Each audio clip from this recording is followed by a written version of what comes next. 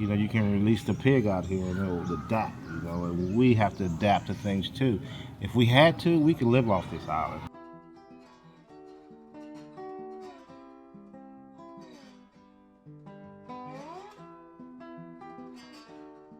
My name is Mark River Peoples, and we are on Prairie Towhead to the barge guys, but to the locals, it's called Buck Island. It looks exactly like most of the islands on the Mississippi River. A desert at the top, a grassland in the middle, and then at the end you have a forest, a deciduous forest.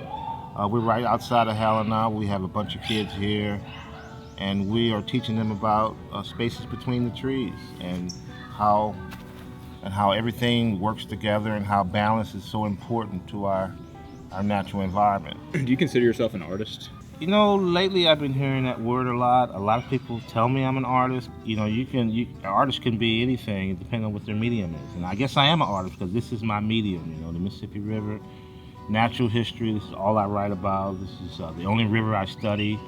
I was born and raised next to it. I grew up on it. And even when I left to go to college and play football and do all that stuff, I always came back to the river.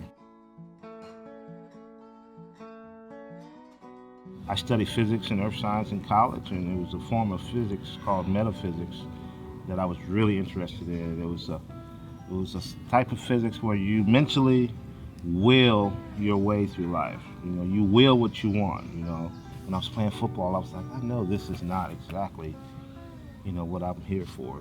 I knew there was something else here. I told myself I have to find a way to make a living on the river. Why would a 44-year-old man want to come down to the Delta and paddle canoes on the Mississippi River and help underprivileged kids? These kids look just like me. Why not give back to them and let them know there's different things? You don't have to do the norm. You can do something different. My friends in Kansas City and St. Louis was like, why would you go to the Mississippi? And if anything, why would you go to the Delta, man? What's going on with you? And I was crazy. Everybody's Mark's going nuts, He must have hurt his head playing football. Woo, woo, woo, but now everybody calls me and tells me how much of a genius I am, So, when the people are telling you you're doing something wrong, you're onto something, and that's one thing I've learned.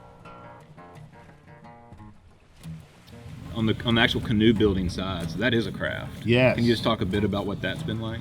Yeah, that has been incredible for the simple fact that, I didn't know I was such a builder. It's a feel. It's a feel. It's a vision. It's a feel. That tree, that Louisiana bald cypress that we use to build our canoes out of, that tree continues to live through those canoes.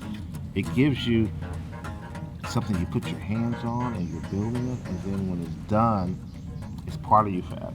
So, in that aspect, I'm definitely an artist. And I never thought I would be able to say that about building something, Do canoes, these were the first vehicles, before we settled, all these waterways connected somehow, There's journals that say, the Native Americans down here in the Delta went all the way to St. Louis, to Cahokia, to trade, and they didn't have to even paddle on the river. There were so many tributaries that ran along the river that they could make their way all the way up without, having to over paddle, When we pulled up in our boats, there were no footprints.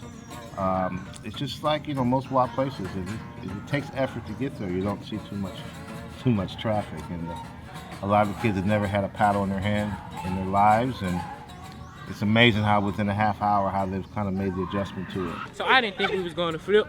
I knew. Well, if I'm the leader, we definitely not going to flip.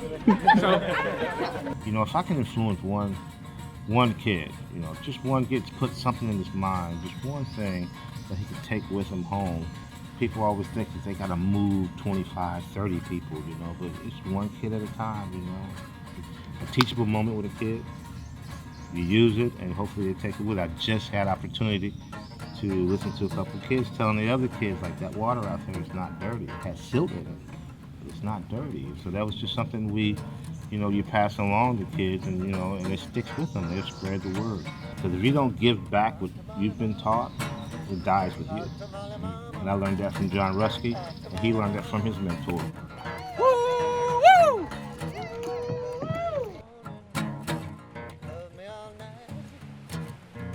back, girl.